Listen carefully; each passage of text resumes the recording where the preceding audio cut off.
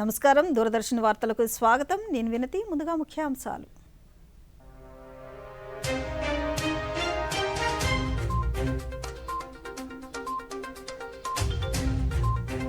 భారత్ సాంప్రదాయాలైన యోగా ఆయుర్వేదం ప్రపంచవ్యాప్తంగా ప్రజాదరణ పొందుతున్నాయన్న ప్రధాని మోదీ పశ్చిమాసియాలో నెలకొన్న పరిస్థితులను కేంద్రం నిశితంగా గమనిస్తోందన్న కేంద్ర మంత్రి రామ్మోహన్ నాయుడు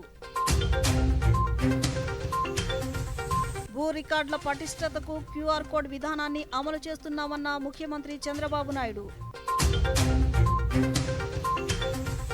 మైగవ్ ఆన్లైన్ పోర్టల్ వేదికగా బీబీజీ రామ్జీ లోగో రూపకల్పన పోటీలు రాష్ట్ర వ్యాప్తంగా ప్రజా సమస్యల పరిష్కార వేదికలో ప్రజల వినతులు స్వీకరించిన జిల్లా కలెక్టర్లు అధికారులు.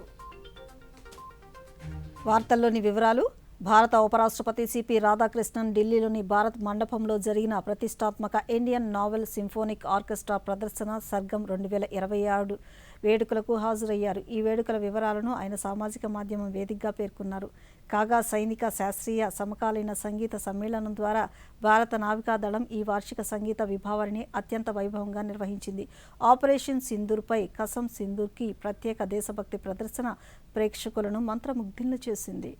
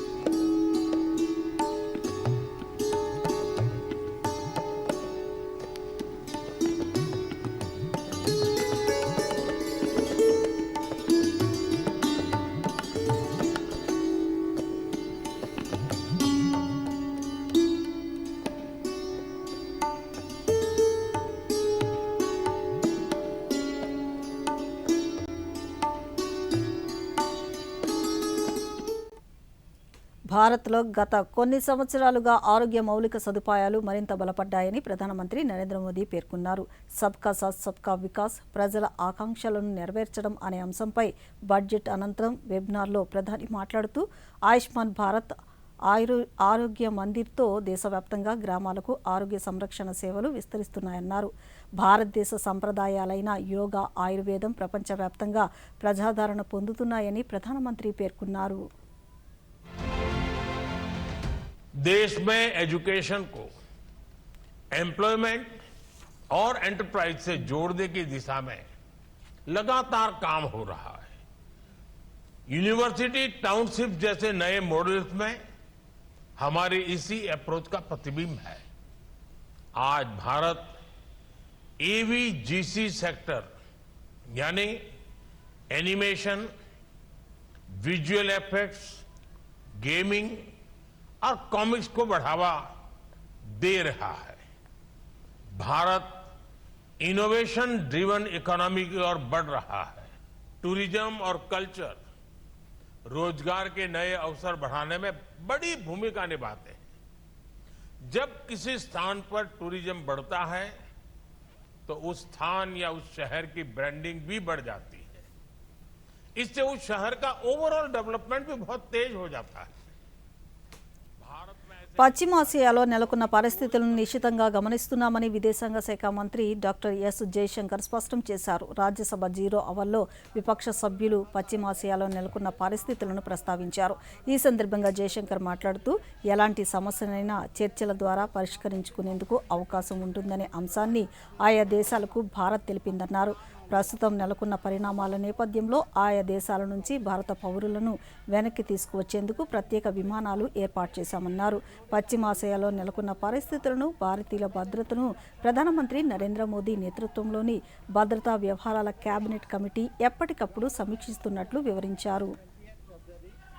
Expressing its deep concern and urging all sides to exercise restraint, avoid escalation and prioritize the safety of civilians.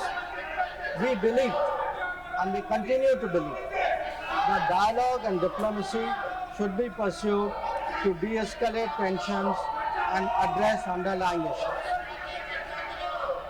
Sir, it is also imperative that the sovereignty and territorial integrity of all states in the region. This tells us of the efforts government is making. Yesterday there were 15 inbound flights operated by Indian carriers which arrived in India. On the 7th. On the 8th there were 14. పశ్చిమాసియాలో నెలకొన్న పరిస్థితుల కారణంగా పౌర విమానయాన భద్రతకు ఎలాంటి ప్రమాదం లేకుండా అవసరమైన అన్ని చర్యలు తీసుకుంటున్నట్లు కేంద్ర పౌర విమానయాన శాఖ మంత్రి కింజరాపు రామ్మోహన్ నాయుడు తెలిపారు. రాజ్యసభలో ప్రశ్నోత్తరాల సమయంలో సభ్యులు అడిగిన ప్రశ్నకు మంత్రి సమాధానమిస్తూ భారత్ పశ్చిమాసియా దేశాల మధ్య గత వారం రోజుల్లో సుమారు 90,000 మంది ప్రయాణించినట్లు కేంద్ర మంత్రి వెల్లడించారు. అవసరమైన జాగ్రత్తలతో విమాన సర్వీసులు కొనసాగుతున్నాయని వివరించారు. Only operate when they ensure that 100% safety is there when they are operating to these airports in the West Asia. And also the airlines have given special circulars or travel advisories to the passengers to ensure that the connections, the flights that are happening or not, if they are cancelled or not, so that there is no confusion in the travel that is expected. But from the ministry side, I can place it on the table of the, I can tell the House that whatever best we can do in terms of having safe operations and making people travel from those destinations back to India, we are able to do with the help of the airlines.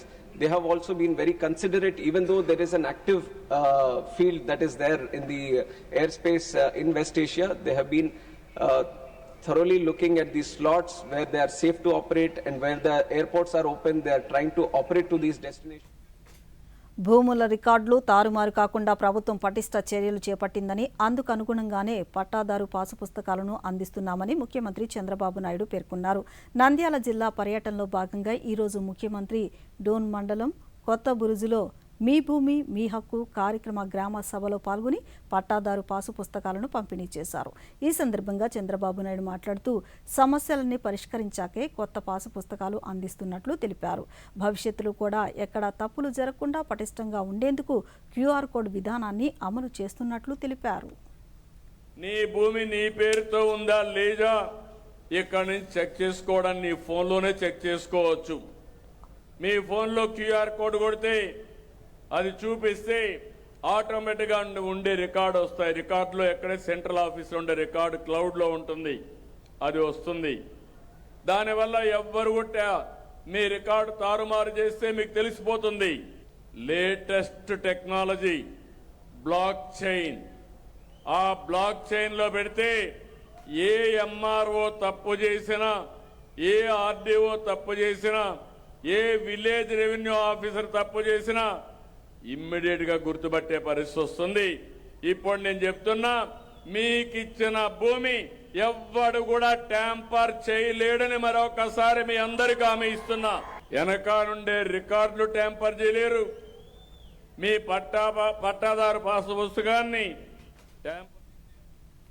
ప్రభుత్వ ఆసుపత్రుల్లో ప్రజలకు corporate వైద్య సేవలు అందించడానికి ప్రభుత్వం చిత్తశుద్ధితో కృషి చేస్తోందని రాష్ట్ర రవాణా శాఖ మంత్రి మండిపల్లి రాంప్రసాద్ రెడ్డి తెలిపారు. చిత్తూరులోని జిల్లా ప్రధాన ఆసుపత్రిలో ట్రామా కేర్ సెంటర్తో పాటు ఆధునీకరించిన ఎమర్జెన్సీ విభాగాన్ని ఈరోజు ఆయన ప్రారంభించారు. ఈ కార్యక్రమంలో జిల్లా కలెక్టర్ సుమిత్ కుమార్, ప్రజాప్రతినిధులు పాల్గొన్నారు.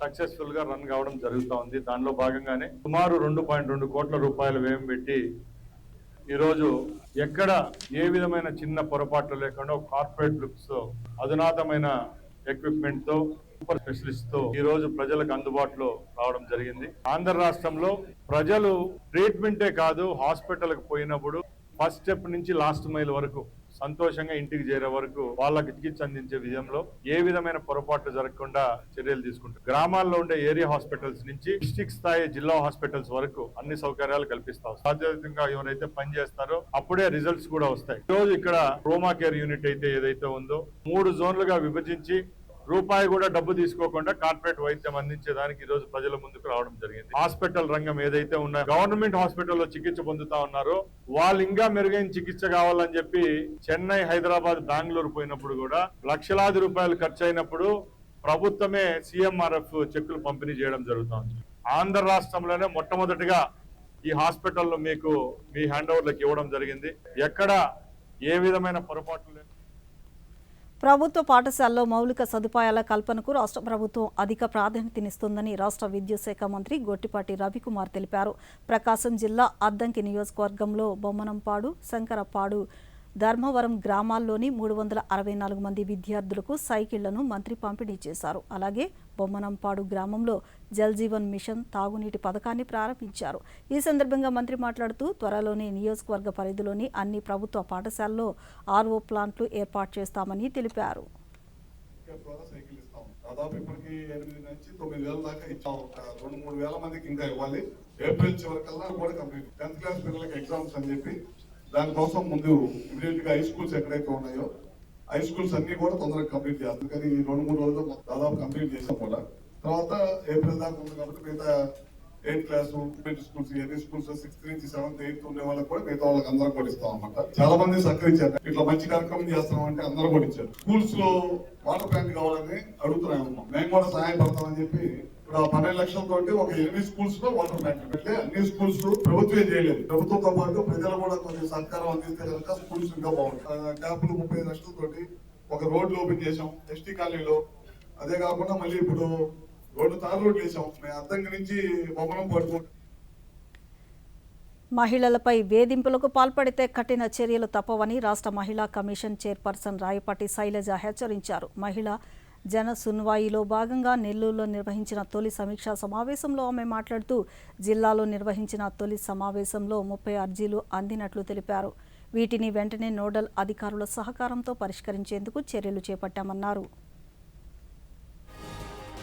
మహిళా జనసున్వాయ్ అంటే చాలా మంది కూడా మహిళలు ఇబ్బందులు ఉన్నవాళ్ళు ప్రతి ఒక్కరు కూడా మంగళగిరి రాలేరు కాబట్టి ఇండియా మొత్తం మీద ప్రతి స్టేట్ లో కూడా అన్ని జిల్లాలు కవర్ అయ్యేటట్టు ఈ 8వ తారీఖు నుంచి 13వ తారీఖు దేశంలో అన్ని రాష్ట్రాలు జిల్లాలు కవర్ చేయాలనే ఆలోచనతో ఈ ప్రోగ్రామ్ పెట్టడం జరిగింది. సో మేము ఈ రోజు నుంచి మొదలు పెట్టాము. ఫస్ట్ గా నెల్లూరు, రేపు గుంటూరు, తర్వాత విజయవాడ, దెన్ రాజమండ్రి, ఆ తర్వాత లాస్ట్ వైజాగ్ తో దాదాపు ఒక 15 డిస్ట్రిక్ట్స్ కవర్ చేస్తున్నాం ఈసారి. దీంట్లో ఏంటంటే ఈ రోజు మా దగ్గరికి వచ్చిన పిటిషన్స్ ఏదైతే ఆఫీస్కి వచ్చినాయో వాటికి ఇంకా యాక్షన్ టేకన్ రిపోర్ట్ కానివ్వండి, లేకపోతే ఇంకా మా సమస్య తీరలేదంటే వాళ్ళకు కూడా స్పెసిఫిక్ గా పిలిపిస్తాం. మా దగ్గర ఉన్న పిటిషన్స్ కొంతమంది పిటిషనర్స్ ఉన్నారు. సో దాదాపు ఒక 30 వరకు ఇప్పుడు వచ్చిన కేసు ఇక్కడికిక్కడ. కేంద్ర ప్రభుత్వం ప్రవేశపెట్టిన Viksit Bharat guarantee for Rozgar and Ajeevika mission Gramin VBG RAM G చట్టం ఏప్రిల్ నుంచి అమల్లోకి రానున్న నేపథ్యంలో ఈ పథకానికి ప్రత్యేకంగా లోగో రూపకల్పన కోసం పోటీని ప్రారంభించినట్లు కేంద్ర గ్రామీణాభివృద్ధి శాఖ వెల్లడించింది. ఈ పోటీని కేంద్ర ప్రభుత్వ అధికారిక ఆన్లైన్ పోర్టల్ MyGovలో నిర్వహించనున్నట్లు తెలిపింది. వికసిత్ భారత్ 2047 లక్ష్యాలకు అనుగుణంగా గ్రామీణాభివృద్ధి, ఉపాధి కల్పనను ప్రతిబింబించేలా సృజనాత్మక లోగోను రూపొందించి ఈ నెల 20 లోపు సమర్పించాలని ప్రజలను కోరింది. గ్రామీణాభివృద్ధిలో కీలక పథకమైన ఇందులో ప్రజల భాగస్వామ్యాన్ని ప్రోత్సహించేందుకు ప్రయత్నిస్తున్నట్లు పేర్కొంది. పోటీలో విజేతలుగా నిలిచిన వారికి 50,000 రూపాయల నగదును బహుమతిగా అందజేస్తామని స్పష్టం చేసింది.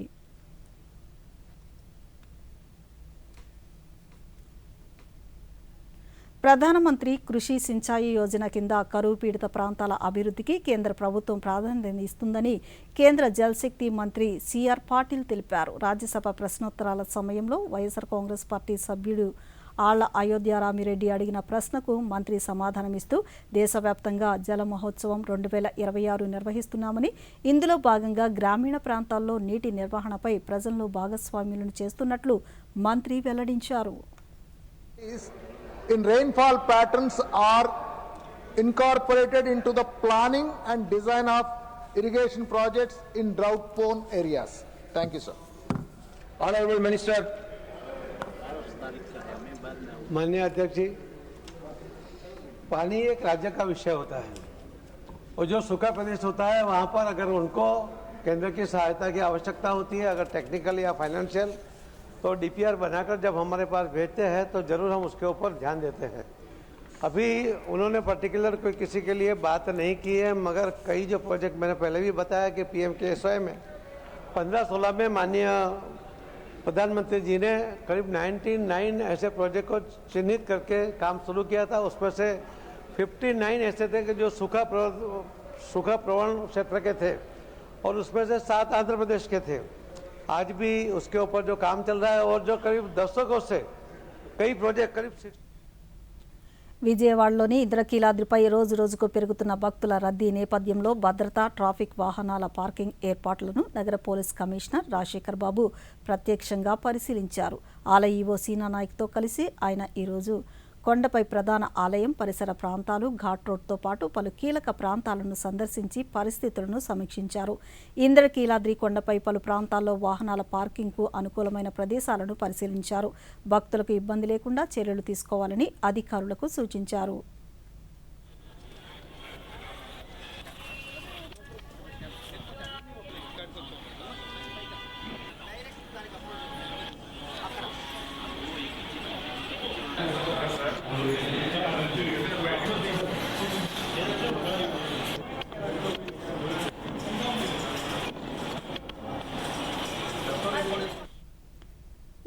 ఇప్పుడు చిన్న విరామం తీసుకుందాం.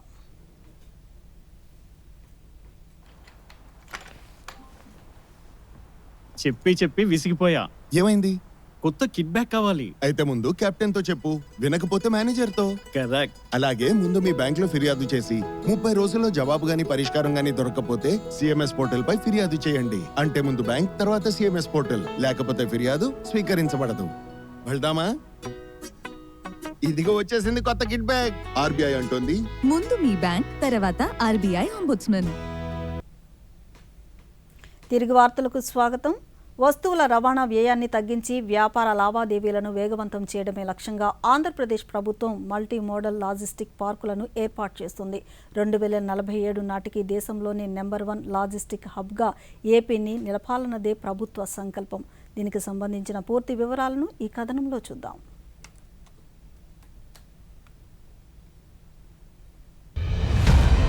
ప్రస్తుతం దేశంలో వస్తువుల ధరల్లో సుమారు 13% రవాణా ఖర్చులకే వెచ్చించాల్సి వస్తోంది. ప్రపంచంలోని ఇతర అభివృద్ధి చెందిన దేశాల్లో ఇది కేవలం 8% మాత్రమే. ఈ వ్యత్యాసాన్ని తగ్గించి రవాణా ఖర్చులను ఆదా చేసేందుకు ప్రభుత్వం మల్టీ మోడల్ లాజిస్టిక్స్ పార్కులను నిర్మిస్తోంది. ఇందులో గోదాములు, శీతల గిడ్డంగులు, ఎగుమతి దిగుమతి అనుమతుల కార్యాలయాలు ఒకే చోట ఉంటాయి. రాష్ట్రంలో రోడ్డు, రైలు, విమాన మార్గాలను అనుసంధానిస్తూ ఒక సమగ్ర మాస్టర్ ప్లాన్ సిద్ధమవుతోంది. ముఖ్యంగా గన్నవరం ఎయిర్పోర్ట్ను ఎయిర్ కార్గో కేంద్రంగా మరింత బలోపేతం చేస్తున్నారు. దీని వలన ఔషధాలు, ఎలక్ట్రానిక్ వంటి విలువైన సరుకులు వేగంగా ఎగుమతి అవుతాయి. రవాణా వ్యయాలను తగ్గించి రాష్ట్రాన్ని లాజిస్టిక్ హబ్లుగా మార్చడమే లక్ష్యమని ఈ లాజిస్టిక్స్ కార్పొరేషన్ ద్వారా ఆంధ్రప్రదేశ్తో పాటు ఇతర రాష్ట్రాల సరుకు రవాణా కూడా సులభతరం అవుతుందని రాష్ట్ర పరిశ్రమల శాఖ కార్యదర్శి ఎన్ యువరాజ్ తెలిపారు. మెయిన్గా port, railway plus road transport plus airport plus inland water ways, ఈ 5 కూడా మన రాష్ట్రంలో ఉన్నాయి. సో ఈ 5 మీరు కూడా మనము వర్కౌట్ చేసి ఈ పర్టికులర్గా ఈ లాజిస్టిక్ ఇన్ఫ్రాస్ట్రక్చర్ ఎలా పెంచాలని చూస్తున్నాము.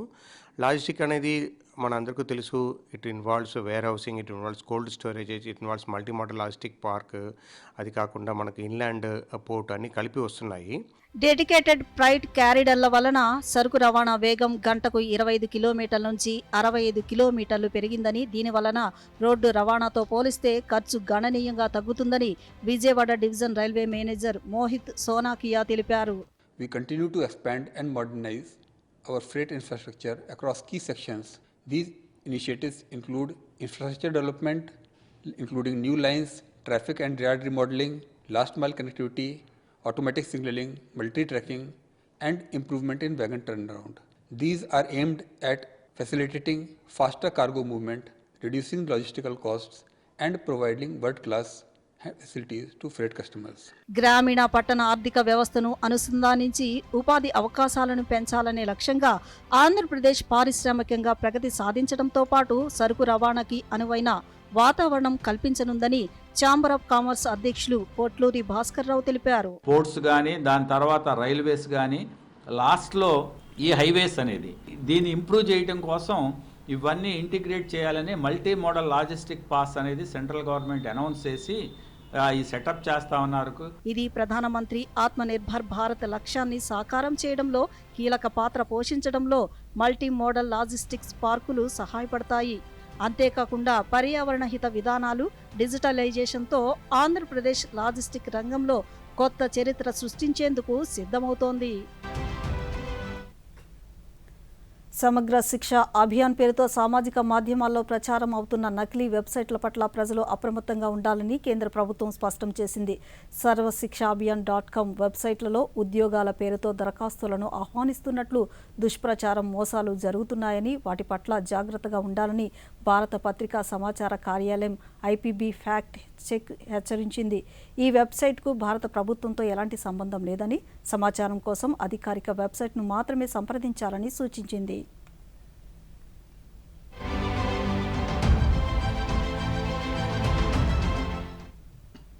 కేంద్ర ప్రధాన ఎన్నికల కమిషన్ జ్ఞానేష్ కుమార్ నేతృత్వంలోని బృందం పశ్చిమ బెంగాల్లో 3 రోజుల పర్యటన ప్రారంభమైంది. పర్యటనలో భాగంగా ఈ బృందం రాష్ట్రంలో గుర్తింపు పొందిన అన్ని రాజకీయ పార్టీలతో ఈరోజు కోల్కతాలో సమావేశమైంది.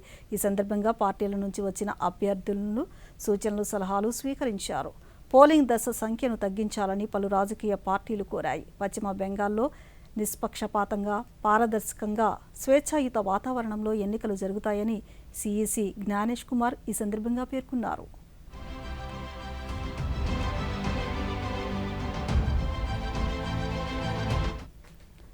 మధ్యప్రదేశ్లోని కునో నేషనల్ పార్కులో ఆడ చిరుత జ్వాల 5 పిల్లలకు జన్మనిచ్చినట్లు కేంద్ర పర్యాటక, అటవీ శాఖ మంత్రి భూపేంద్ర సింగ్ యాదవ్ తెలిపారు. దీంతో దేశంలో మొత్తం చిరుతల సంఖ్య 53కు చేరగా భారత గడ్డపై పుట్టిన పిల్లల సంఖ్య 33కి చేరినట్లు ఆయన సామాజిక మాధ్యమం వేదికగా వెల్లడించారు. చిరుతల పునరుద్ధరణ ప్రాజెక్టులో భాగంగా వన్యప్రాణుల సంరక్షణలో ఇది చారిత్రాత్మక ఘట్టమని భూపేంద్ర యాదవ్ కొనియాడారు.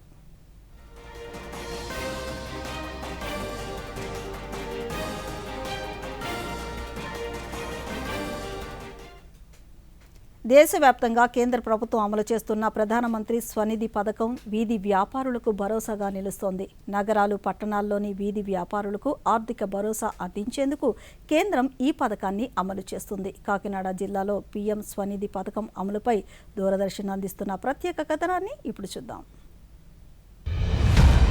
PM స్వనిధి పథకం ద్వారా వీధి వ్యాపారులు 3 విడతల్లో రుణాలు పొందే అవకాశం ఉంది. మొదటి విడత 15,000 రూపాయలు, రెండో విడత 25,000 రూపాయలు, మూడో విడతగా 50,000 రూపాయలు రుణం లభిస్తోంది. ఈ రుణాలను సకాలంలో చెల్లించే లబ్ధిదారులకు ప్రభుత్వం సంవత్సరానికి 7% వడ్డీ రాయితీని నేరుగా వారి బ్యాంకు ఖాతాల్లో జమ చేస్తుంది. అలాగే డిజిటల్ చెల్లింపులను ప్రోత్సహించేందుకు UPI ద్వారా లావాదేవీలు చేసే వారికి సంవత్సరానికి గరిష్టంగా 1,200 రూపాయల వరకు క్యాష్ బ్యాక్ కూడా అందిస్తోంది. కాకినాడ నగరపాలక సంస్థ పరిధిలో PM స్వనిధి 1.0లో భాగంగా మొదటి విడతలో 11,753 మందికి 10,000 రూపాయల చొప్పున 11,75 లక్షల రూపాయలు మంజూరు చేశారు. రెండో విడతలో 4,433 మందికి 20,000 రూపాయల చొప్పున 8,86 లక్షల రూపాయలు, మూడో విడతలో 1,253 మందికి 50,000 రూపాయల చొప్పున 6,26 లక్షల రూపాయలు రుణం అందించారు. ఈ ప్రధానమంత్రి గారు PM స్వనిధి అని చెప్పేసి స్కీము పెట్టారు సార్. కరోనా టైంలోనే ఫస్ట్ 10,000 ఇచ్చారు సార్. క్లియరెన్స్ అయిన తర్వాత మళ్ళీ 20,000 ఇచ్చారు సార్. ఆ 20,000 కూడా క్లియరెన్స్ అయిన తర్వాత 50,000 లోన్ శాంక్షన్ చేశారు సార్. అది కూడా క్లియరెన్స్ అయిన తర్వాత మొన్న రీసెంట్లీ ముద్రా లోన్ కూడా ఇచ్చారు సార్ 1 lakh. ఈ ప్రధాన నిధి నుంచి 10,000 అప్పిచ్చారు, ఒకసారి తీర్చేసాం. మళ్ళీ 20,000 ఇచ్చారు, 20,000 కూడా తీర్చేసారు. మరి పెట్టుబడికి ఇంతకుముందు కొద్దిగా తక్కువగా వ్యాపారం చేసుకునే వాళ్ళం ఇప్పుడు ఎక్కువగా వ్యాపారం చేసుకున్నా ఉంటుంది. ముందైతే 10,000 ఇచ్చారు, తర్వాత అయితే 20,000 ఇచ్చారండి. మళ్ళీ ఇప్పుడు 50,000 పెట్టానండి. వ్యాపారం పెస్తేనే బాగుందండి. ఇచ్చగలగా అది ఏ కాలం వస్తే ఆ పంట వస్తుందండి. వీధి వ్యాపారులకు అధికారిక ఆర్థిక వ్యవస్థలోకి తీసుకురావడం ఆ పథకం ప్రధాన లక్ష్యమని Kakinada MEPMA project director T Kanakaraju తెలిపారు. ఈ పథకం ద్వారా వీధి వ్యాపారులకు ఆర్థికంగా ఎంతో మేలు జరుగుతుందని లబ్ధిదారులు చెబుతున్నారు. కాగా వీధి వ్యాపారులకు ఆర్థిక భరోసా కల్పిస్తూ PM స్వనిధి పథకం ఆశాకిరణంగా మారుతోంది. విజయవాడ దూరదర్శన్ కేంద్రం ప్రాంతీయ వార్తా విభాగానికి ఆంధ్రప్రదేశ్ రాష్ట్రంలో అన్ని జిల్లాల వార్తల సేకరణ నిమిత్తం జిల్లా ప్రతినిధుల కోసం దరఖాస్తుల స్వీకరణ గడువు రేపటితో ముగియనుంది. జర్నలిజంలో అనుభవం కలిగిన వారి నుంచి ఆంధ్రప్రదేశ్లోని అన్ని జిల్లాల నుంచి ప్రతినిధులకు దరఖాస్తులను ఆహ్వానిస్తున్నట్లు ప్రాంతీయ వార్తా విభాగాధిపతి షఫీ మహమ్మద్ ఐఏఎస్ ఒక ప్రకటనలో తెలిపారు. పాత్రికేయ రంగంలో అనుభవం, అభిరుచి ఉన్న ఇతరులు దరఖాస్తులు చేసుకోవచ్చు. అర్హులైన అభ్యర్థులు ₹1180 ప్రాసెసింగ్ ఫీజుతో పాటు దరఖాస్తులను హెడ్ ఆఫ్ RNU, దూరదర్శన్ కేంద్రం, టీటీడీ కళ్యాణ మండపం ఎదురుగా పొన్నమ్మతోట, విజయవాడ చిరునామాకు సమర్పించాలని సూచించారు. పూర్తి వివరాలను ప్రసార భారతి వెబ్సైట్ ద్వారా పొందవచ్చు.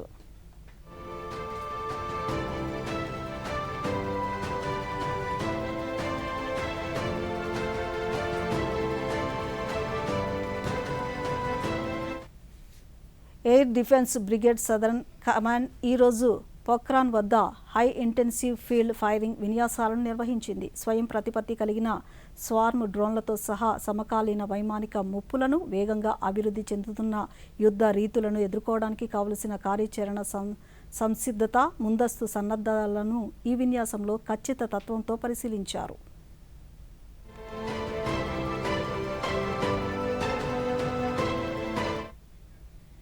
Indian army Japan ground self defence force ధర్మ గార్డియన్ 2026 పేరుతో నిర్వహించిన సంయుక్త మిలిటరీ ఆపరేషన్స్ 7వ ఎడిషన్ ఉత్తరాఖండ్లోని లోనా చౌబాటియాలో ఈరోజు ముగిసింది.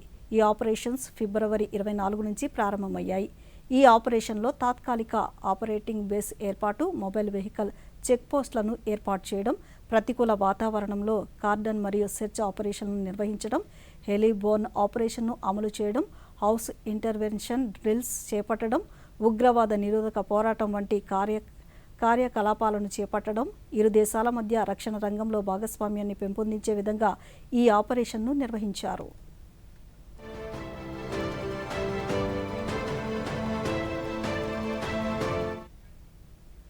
కరువు కోరల్లో చిక్కుకున్న ఆఫ్రికా దేశం మలావిని ఆదుకోవడానికి భారత్ మరోసారి తన ఉదారతను చాటుకుంది. మానవతా దృక్పథంతో మలావిలోని కరువు బాధితుల కోసం భారత్ 1000 మెట్రిక్ టన్నుల బియ్యాన్ని విరాళంగా పంపింది. ఈ బియ్యం నిల్వలను ముంబైలోని ఓడరేవు నుంచి ప్రత్యేక నౌక ద్వారా తరలించింది. దీని ద్వారా అంతర్జాతీయ వేదికపై గ్లోబల్ సౌత్ పట్ల భారత్ తన బాధ్యతను మరోసారి నిరూపించుకుంది.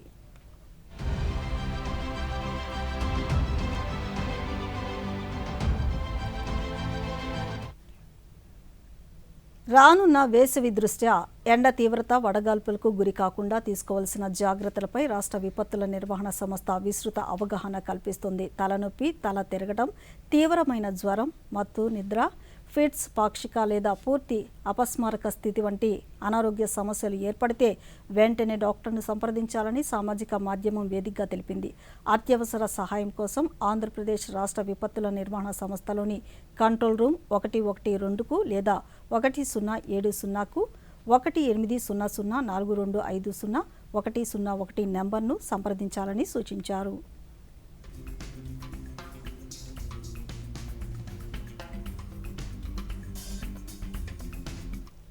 ప్రధానమంత్రి నరేంద్ర మోదీ తన మనసులోని భావాలను దేశ ప్రజలతో పంచుకునే మన్ కీ బాత్ కార్యక్రమం 132వ సంచిక ఈ నెల 29వ తేదీ ఆదివారం ఉదయం 11 గంటలకు ప్రసారమవుతుంది. ప్రజలు తమ అభిప్రాయాలను నమో యాప్ ద్వారా కానీ, స్వర సందేశాలైతే 1800111780 నెంబర్కు ఈ నెల 27వ తేదీలోగా పంపించవచ్చు. అలాగే www.mygov.in వెబ్సైట్ ద్వారా కానీ 1922 నెంబర్కు మిస్డ్ కాల్ ఇవ్వడం ద్వారా తిరిగి మన మొబైల్కు వచ్చే సంక్షిప్త సందేశంలో లింక్ ద్వారా కూడా అభిప్రాయాలను తెలియచేయవచ్చు. ఆకాశవాణి సమన్వయంతో దూరదర్శన్ ఛానల్ మన్ కీ బాత్ కార్యక్రమాన్ని ప్రసారం చేస్తాయి. ఈ కార్యక్రమం తెలుగు అనువాదం వెనువెంటనే దూరదర్శన్ సప్తగిరిలో ప్రసారమవుతుంది.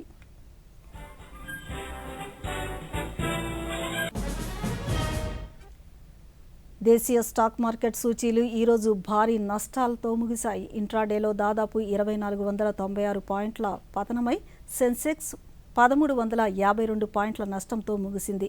ఈ ఉదయం 1862 పాయింట్ల నష్టంతో 77,056 వద్ద భారీ నష్టాల్లో ప్రారంభమైన సెన్సెక్స్ ఇంట్రాడేలో 76,424 వద్ద కనిష్టాన్ని తాకింది. చివరకు 1352 పాయింట్ల నష్టంతో 77,566 వద్ద ముగిసింది. నిఫ్టీ సైతం ఓ దశలో 23,697 వద్ద కనిష్టాన్ని తాకింది. చివరికి 422 పాయింట్ల నష్టంతో 24,028 వద్ద స్థిరపడింది. డాలర్తో పోలిస్తే రూపాయి మారకం విలువ 53 పైసలు క్షీణించి ₹92.35 వద్ద స్థిరపడింది.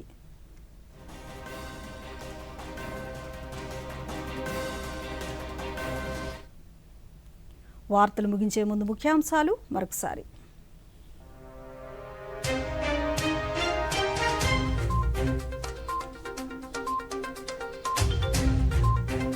భారత్ సాంప్రదాయాలైన యోగా, ఆయుర్వేదం ప్రపంచవ్యాప్తంగా ప్రజాదరణ పొందుతున్నాయన్న ప్రధాని మోదీ. పశ్చిమాసియాలో నెలకొన్న పరిస్థితులను కేంద్రం నిశితంగా గమనిస్తోందన్న కేంద్ర మంత్రి రామ్మోహన్ నాయుడు. భూ రికార్డుల పటిష్టతకు క్యూఆర్ కోడ్ విధానాన్ని అమలు చేస్తున్నామన్న ముఖ్యమంత్రి చంద్రబాబు నాయుడు. మైగవ్ ఆన్లైన్ పోర్టల్ వేదికగా బీబీజీ రామ్జీ లోగో రూపకల్పన పోటీలు. రాష్ట్ర వ్యాప్తంగా ప్రజా సమస్యల పరిష్కార వేదికలో ప్రజల వినతులు స్వీకరించిన జిల్లా కలెక్టర్లు, అధికారులు. ఈ వార్తలు ఇంతటితో సమాప్తం. నమస్కారం.